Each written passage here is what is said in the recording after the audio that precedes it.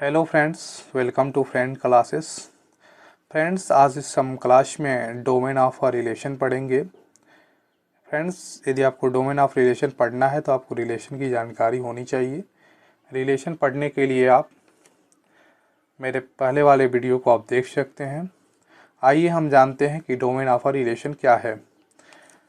यह कुछ एनसीईआरटी के डेफिनेशन है, हम इसको देख लेते हैं कि let R be a relation from A to B, then R ये subset of A cross B. ये जो आपकी लाइन लिखी है R be a relation from A to B, इसको आप मैथ्स के रूप में कैसे लिखेंगे ये आपके लिए बहुत ही इम्पोर्टेंट है। देखिए तो इसको कैसे लिखेंगे।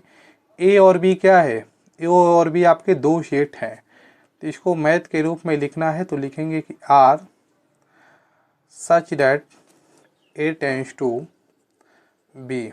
ठीक है, तो इसको आप मैथमेटिकली कैसे लिखेंगे। R be a relation from A to B, इसको आप मैथमेटिकली लिखेंगे R such that A tends to B. इसे आपको याद रखना है, हर जगह ऐसे आपको लिखना पड़ेगा।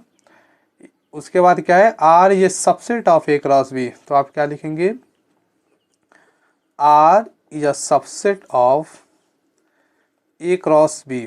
ठीक है, ए आपका आर क्या है, आर आपका रिलेशन है और ए क्रॉस बी क्या है आपका, A cross B all order pairs है। ए क्रॉस बी क्या है आपके, ऑल ऑर्डर पेयर से आपके रिलेशन है। ठीक है, तो कहा जा रहा है कि देख लेते हैं, सेकंड पॉइंट पढ़ लेते हैं। कह रहा है कि the set of all first coordinates of element of is called the domain of R one, written as DOMR। ठीक है, तो कह रहा है कि देखिए किसी भी रिलेशन का डोमेन क्या होता है। सपोज डेट आपके पास कोई रिलेशन दिया हो,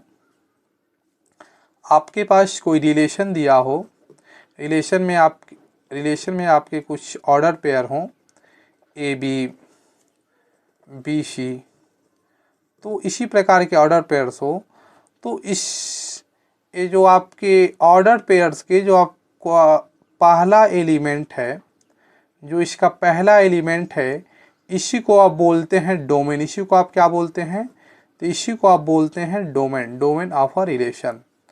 ठीक है, तो आपके रिलेशन के जो भी आपके ऑर्डर पेयर्स हैं उसके पहले एलिमेंट को आप बोलते हैं डोमेन। ठीक है फ्रेंड्स, अब हम देख लेते हैं कि रेंज ऑफ अ रिलेशन क्या होता है। अब हम देख लेते हैं कि किसी भी रिलेशन का रेंज क्या होता है। एक बार एनसीईआरटी के डेफिनेशन को देख लेते हैं। Let R be a relation from A to B, फिर ये देखिए आपके पास फ्रॉम ए टू बी आ रहा है, मतलब आपका एक रिलेशन है जो ए से बी की ओर जा रहा है। तो इसको आप मैथ्स के रूप में कैसे लिखेंगे, इसको आप मैथ्स के रूप में लिखेंगे R such that A tends to B. ठीक है, R is a subset of A cross B. आपका जो रिलेशन होता है वो क्या होता है, सबसेट होता है ए क्रॉस बी का। ए क्रॉस बी आपके ऑल ऑर्डर पेयर्स होते हैं।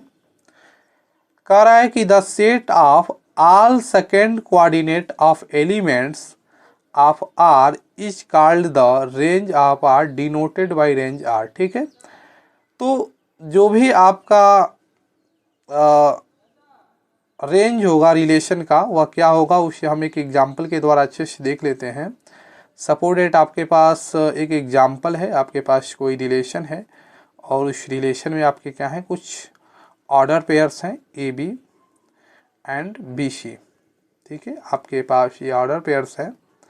तो इस ऑर्डर पेयर्स के जो आपकी सेकेंड एलिमेंट है, ठीक है ना, सेकेंड एलिमेंट ये आपके क्या हैं, इसी को आप बोलते हैं रेंज। तो आपके रिलेशन के जो ऑर्डर पेयर्स हैं, इस ऑर्डर पेयर्स का जो सेकेंड एलिमेंट होता है इसको क्या बोलते हैं, इसको रेंज बोलते हैं। ठीक है, तो आपने पढ़ लिया कि रेंज ऑफ अ रिलेशन क्या होता है। रेंज ऑफ अ रिलेशन क्या होता है कि जो भी आपके रिलेशन में ऑर्डर पेयर्स होते हैं, उस ऑर्डर पेयर्स के जो सेकेंड एलिमेंट है वह सेकेंड एलिमेंट क्या होता है, आपका रेंज होता है। अब हम पढ़ लेते हैं codomain of a relation. Codomain of a relation, देखिए friends, codomain of a relation क्या होता है। Let R be a relation from A to B. देखिए इसको मैथ्स के रूप में कैसे लिखेंगे ये आप याद ही कर लीजिए, ये आपको हर जगह आपको लिखने की आवश्यकता होगी। R such that A tends to B, इस तरीके से आप लिखेंगे, ठीक है।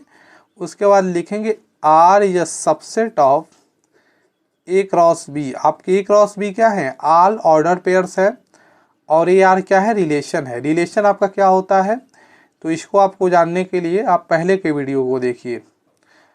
अब सेकंड पॉइंट क्या कर रहा है कि the set B is called the codomain of R.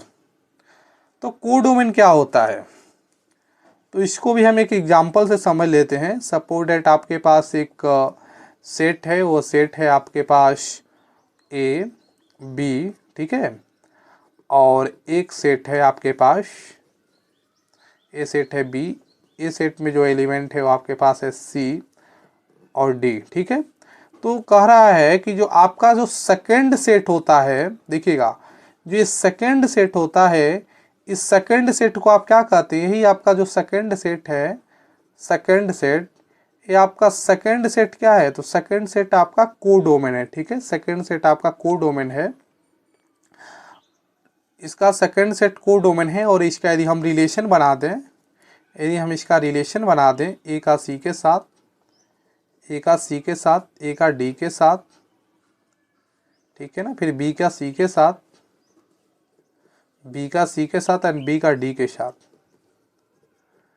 तो इसके रिलेशन के जो आपके पहले एलिमेंट होंगे ये होंगे डोमेन, और जो दूसरे एलिमेंट होंगे ये क्या होंगे, ये होंगे रेंज, ठीक है। लेकिन जो आपका सेकंड सेट होता है रिलेशन का, जो भी ये सेकंड सेट है, इस सेकंड सेट को हम क्या बोलते हैं, सेकंड सेट को हम बोलते हैं कोडोमेन, ठीक है। आइए हम एक एग्जांपल देखते हैं। आपके पास एग्जांपल है कि आपके पास दो सेट है, एक सेट है ए और एक सेट है बी, ठीक है।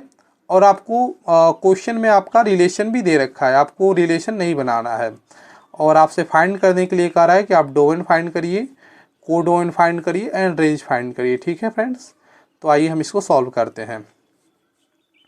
एक बार हम लिख लेते हैं कि आपका रिलेशन क्या है।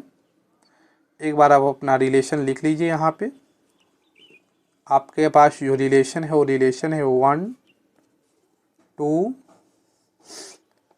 एंड 1 4 3 2 3 4, ठीक है फ्रेंड्स। तो इसमें आपको बताना है कि डोमेन क्या है, ठीक है। इसमें आपको क्या बताना है, इसमें आपको बताना है कि डोमेन क्या है। आप इसमें डोमेन बता दीजिए।